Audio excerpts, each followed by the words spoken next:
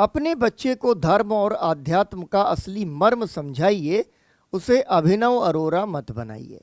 आज के इस वीडियो का जो टॉपिक है वो बहुत ही ज़रूरी है, क्योंकि तमाम सारे लोग आज सोशल मीडिया पे बहुत कुछ लिख रहे हैं अभिनव अरोरा, उसके पिता के बारे में और उनके बाद द्वारा किए गए इस फ्रॉड के बारे में। लेकिन मैं उस विषय पर नहीं जाना चाहता। दरअसल मैं अभिनव अरोरा के माध्यम से कुछ और कहने के लिए आया हूँ। दरअसल पिछले दिनों में दो प्रवृत्तियाँ जो बुरी तरह से हमारे समाज पर प्रभावित हुई हैं, उसमें पहली प्रवृत्ति तो सोशल मीडिया है। सोशल मीडिया के माध्यम से हर कोई फेमस होना चाहता है, हर कोई पब्लिक मोटिवेशनल स्पीकर होना चाहता है, हर कोई जो है वायरल होना चाहता है। और उस जो है पूरी कवायद में समाज एक तरह के पागलपन की तरफ बढ़ता चला जा रहा है। हम अक्सर इस तरह के रील, ऐसे वीडियोस देखते हैं जहां लोग कोई भी फुहड़ता करके, कोई भी तरीके का जो है ना प्रपंच रच करके वायरल हो जाना चाहते हैं। दरअसल जिन चीज़ों को आजकल सोशल मीडिया पे बहुत सारे लाइक्स मिल जाते हैं, बहुत सारे कमेंट्स मिल जाते हैं, बहुत सारे व्यूज़ मिल जाते हैं, आज से तकरीबन 20-30 साल पहले उन सब चीज़ों को फुहड़ता कहा जाता था और उनको जो है ना खारिज कर दिया जाता था कि ये तो बहुत ही मीडियोकर लोगों की निशानी है। क्यों? क्योंकि जब समाज एक गंभीर समाज होता है तो इस तरीके की प्रवृत्तियों को पहचानता है, उनको रोकता है। लेकिन अब चूंकि सोशल मीडिया इतना इजीली एक्सेसिबल है, सबके हाथ में फ़ोन है, सबके हाथ में सोशल मीडिया प्लेटफॉर्म्स हैं, सबके अपने अपने सोशल मीडिया हैंडल्स हैं और सबके दिल के अंदर एक हसरत है कि किसी न किसी तरह से वायरल हो जाए, क्योंकि पैसा मिलेगा। अब यहाँ पर अभिनव अरोरा के माध्यम से हमें ये समझना चाहिए कि ये मूल प्रवृत्ति क्या है। पहली चीज़ तो यही थी कि सोशल मीडिया पे किसी तरह से वायरल हो जाओ, ब्रांड बन जाओ। दूसरी प्रवृत्ति क्या है, वो भी पिछले तकरीबन 20-25 सालों में बड़ी तेज़ी से उभरी है। ऐसा नहीं है कि वो प्रवृत्ति इसके पहले पाई नहीं जाती थी, लेकिन इतनी जो है ना वेग से, इतनी आवृत्ति से नहीं पाई जाती थी जितनी कि अब पिछले कुछ दिनों में वो पाई जाने लगी है। और उसे हम अगर सिंपल वर्ड्स में कहें तो वो कहेंगे कि हम वो एक नई तरीके की बाबा मार्केट क्रिएट हुई है। बाबा मार्केट ये बहुत ही गंभीर शब्द है। बाबा मार्केट कहने का मतलब ये है कि आपको बाजार में नई नई तरह के बाबा मिलेंगे, नए नए तरीके से वो अपने ऊपर देवत्व को आरोपित करेंगे, तमाम तरीके के चमत्कार दिखाने का दावा करेंगे और उनकी मास फॉलोइंग बन जाएगी। थोड़े समय में लोग एकदम पागलों की तरह उनके पीछे चले जाएंगे। देखिए, भारतीय समाज मूलतः धार्मिक समाज है और चूंकि बाजार का उद्देश्य ये होता है कि किसी भी तरीके से जो भी कमोडिटी बन सके उसको कमोडिटी बनाना, उसको समाज में बेच देना, ज़्यादा से ज़्यादा कंज्यूमर बनाना। तो धर्म भी उसी प्रकार की एक कमोडिटी बन गया बाजार के दिनों में। हमें बाजारवाद देखे हुए 30-35 साल गुजरे हैं। जब हमने पहली बार 1991 में भूमंडलीकरण के लिए अपने दरवाजे खोल दिए, उसके साथ ही बाजार की जो ताकतें हैं वो हमारे समाज पर बहुत ही प्रभावी तरह से नियंत्रण रखना शुरू करने लगी और उसी की वजह से फिर कुछ लोगों ने धर्म को भी अपना धंधा बना लिया। यहाँ ये ध्यान रखना ज़रूरी है कि ऐसी बात कहने वाला कोई भी व्यक्ति धर्म विरोधी नहीं है, वो धर्म के पाखंड का विरोधी है। तो मैं यहाँ अभिनव अरोरा के माध्यम से यही कहूँगा कि ये छोटा सा बच्चा, कोई शिकायत ही नहीं उस बच्चे के साथ में, मुझे उनके पेरेंट्स के साथ में शिकायत है कि आखिर आपने अपने बच्चे को तशहीर का सामान क्यों बना दिया, प्रदर्शनी क्यों लगा दी उसकी इतनी छोटी सी उम्र में। और आज चारों तरफ जो है ना ट्रोल हो रहा है अभिनव अरोरा। वो छोटा सा बच्चा है, उसको उसके पहले भी कुछ नहीं पता था और उसके बाद भी कुछ पता नहीं चलेगा। जाहिर सी बात है कि उसके पीछे उसका परिवार, उसके पिता, उनकी ये डिज़ाइन थी, उनकी ये योजना थी और उसका मोहरा उन्होंने अभिनव अरोरा को बना दिया। छोटा सा बच्चा है, उसको आप जिस तरह से ट्रेंड करेंगे उस तरह से वो ट्रेंड हो जाएगा। कोई कह सकता है कि अपने बच्चे को धार्मिक बनाने में क्या गुरेज है? बिल्कुल गुरेज नहीं है, लेकिन आप धर्म और आध्यात्म के असली मर्म को तो समझाइए, या आप उसे ढोंगी पाखंडी बना करके सोशल मीडिया पे वायरल करवा देंगे और वहाँ से पैसे कमाएंगे, अपनी जेब भरेंगे। इतना तो आपको सोचना चाहिए।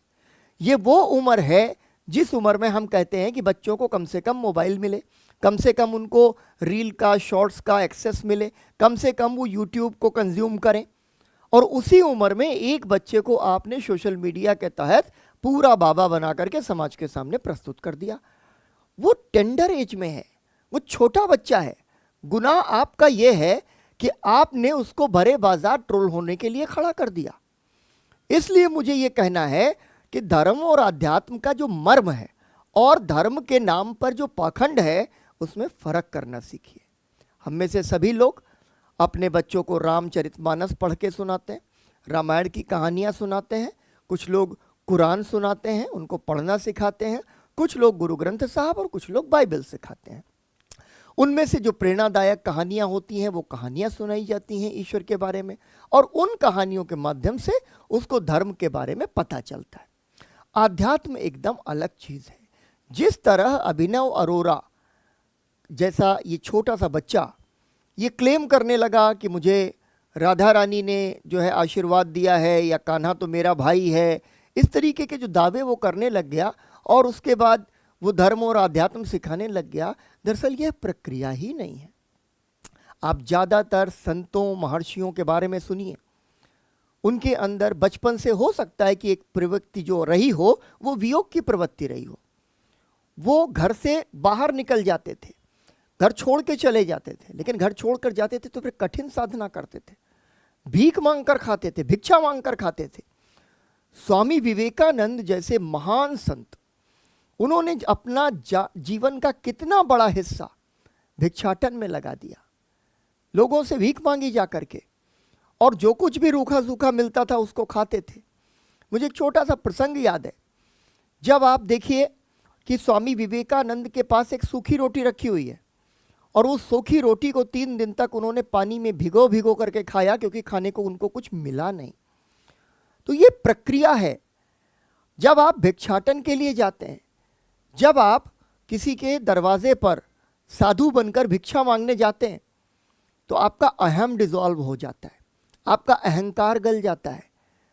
आपने अगर किसी भंडारे में लंगर खाया हो किसी गुरुद्वारे के अंदर, तो आपने ध्यान दिया होगा कि रोटी जो है आपको थाली में नहीं परोसी जाती, थाली में सब्जी परोस दी जाएगी।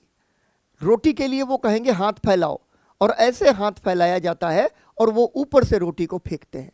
जब मैंने पहली बार दिल्ली के बंगला साहब गुरुद्वारे में एक लंगर चखा, तो पहली बार मुझे ये अनुभव हुआ कि जब वो रोटी ऊपर से फेंकी जाती है तो रोटी हाथ पे नहीं गिरती है, कलेजे पे गिरती है। मुझे समझ में आया कि ये तो ईश्वर का स्थान है, यहाँ सबसे पहले आपका जो अहंकार है उसको गलाना पड़ेगा, ये मानते हुए कि ये रोटी मुझे ईश्वर ने दी है। तो जो लोग भक्ति का रास्ता चुनते हैं, जो लोग तपस्या का रास्ता चुनते हैं, जो लोग योग का रास्ता चुनते हैं, उसकी एक प्रक्रिया है, और वो प्रक्रिया बेहद जटिल प्रक्रिया है। तमाम सारे साधु सन्यासी, उन्होंने बचपन में घर छोड़े या जवानी में घर छोड़े, और उसके बाद कठोर तपस्या की। कठोर तपस्या के माध्यम से उनका ईश्वर के साथ साक्षात्कार हुआ, और अक्सर वो गुमनामी में रहना पसंद करते हैं। मैं स्वामी विवेकानंद के अलावा बाबा नीम करौरी महाराज की बात करूं, उन्होंने भी बचपन में अपना घर छोड़ा, वापस लाए गए, शादी विवाह हुआ, बच्चे हुए, लेकिन उनका फिर मन नहीं लगा और उन्होंने जाकर के फिर से कठोर तपस्या शुरू कर दी, और उसके बाद वो संत बन गए। वो भीड़ से घबराते थे, जब भी कभी कैंची धाम में ज़्यादा भीड़ होती थी तो वो भूमियाधार चले जाते थे या किसी दूसरे धाम पे चले जाते थे, आश्रम पे चले जाते थे। जो लोग उनके यहाँ आते थे उनसे कहते थे जाओ। वो नहीं चाहते थे कि लोग वहाँ मजमा लगा करके बैठें, वो नहीं चाहते थे कि लोग उनके चमत्कारों के बारे में सुने या उनके यहाँ मेला लगा रहे। वो हमेशा भीड़ से भागने वाले संत रहे। क्यों? क्योंकि संत जो है वो ज़्यादा चर्चा में नहीं रहना चाहता। इसी तरीके से अगर आप भी प्रेमानंद महाराज के व्याख्यान सुनिए, उनके वक्तव्य सुनिए, कई बार वो अपनी जो भिक्षाटन के दिन है उनको याद करते हैं कि कैसे कैसे कठोर कठोर दिन उन्होंने देखे अपने जीवन में, और उसके बाद जाकर के उनको ये एहसास हुआ कि राधा रानी की उनके ऊपर विशेष कृपा है। तपना पड़ता है, गलना पड़ता है। लेकिन यहाँ पर क्या हुआ? यहाँ पर सोशल मीडिया के माध्यम से एक बच्चे की ज़िंदगी को एकदम दांव पर लगा दिया गया और अभिनव अरोरा को एकदम युवा संत के तौर पर, युवा भी नहीं बाल संत के तौर पर प्रचारित करना शुरू कर दिया गया। धर्म अध्यात्म का मर्म क्या है? धर्म अध्यात्म का मर्म यह है कि आप अपने अपने धर्मों से जितनी सकारात्मक बातें हैं, जितनी प्रेम की, हिम्मत की, हौसले की बातें, वो अपने बच्चे को समझाइए। उसे बताइए कि जीवन में एक संघर्ष है और उस संघर्ष को आप अकेले नहीं लड़ पाते हैं, इसलिए आपको ईश्वरीय सत्ता की मदद चाहिए। और वो ईश्वर कौन है? वो ब्रह्मांड में विभिन्न रूपों में फैला हुआ है।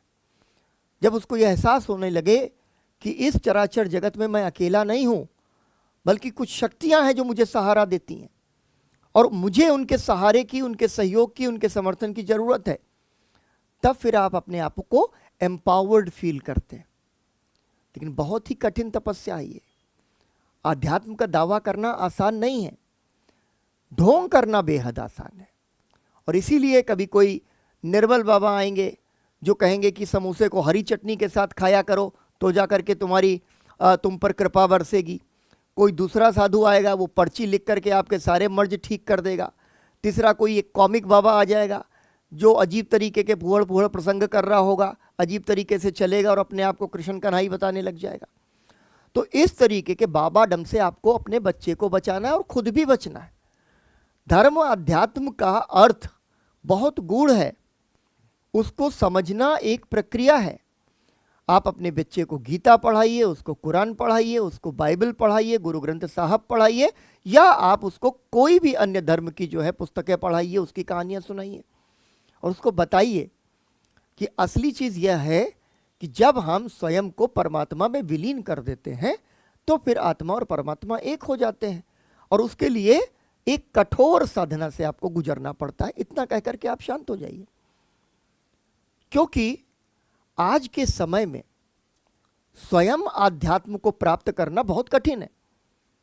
आपने देखा होगा मेडिटेशन के बारे में बहुत चर्चा है, कई लोग उसको बहुत ही आलोचनात्मक ढंग से देखते हैं, मैं उसे बहुत ही पॉजिटिव पाता हूं। लेकिन इसके बावजूद आप अपने बच्चे को मेडिटेशन में झोंक मत दीजिए कि मेरा बच्चा सन्यासी हो गया है, इसने जो है भोजन छोड़ दिया है और ये जो है श्वास नहीं लेता है और ये जो है ईश्वर के साथ एकाकार हो चुका और सोशल मीडिया पे उसको वायरल करने ले जाइए। ये एकदम गलत प्रवृत्ति है। अभिनव अरोरा के माध्यम से सारे पेरेंट्स को मैं ये रिक्वेस्ट करने आया हूँ कि आप अपने बच्चे को धर्म से, आध्यात्म से जोड़िए, उन्हें ईश्वरी शक्ति के बारे में बताइए, प्रमुख प्रमुख धर्म ग्रंथों का उसको सार समझाइए, अच्छाई और बुराई का भेद करना सिखाइए, सबको प्रेम करना सिखाइए और जीवन में संघर्ष के दिनों में साहस के साथ टिके रहना सिखाइए। लेकिन उसको इस बाबा मार्केट का हिस्सा मत बनाइए, क्योंकि वो बच्चा अभी बहुत छोटा है और मेरी पूरी सहानुभूति अभिनव अरोरा के साथ है। मैं सभी से रिक्वेस्ट करूंगा कि इस सारी कंट्रोवर्सी के बीच में उस बच्चे को आप पर्सनली ट्रोल ना करें। निश्चित है कि उसके पिता की जिम्मेदारी ही इसमें सबसे ज़्यादा बनती है। बच्चा तो आखिर बच्चा है, कच्ची मिट्टी है, जैसे गढ़ देंगे वैसे गढ़ जाएगा। तो आज इस वीडियो में इतना ही, मिलते हैं किसी दूसरे वीडियो के साथ। नमस्कार।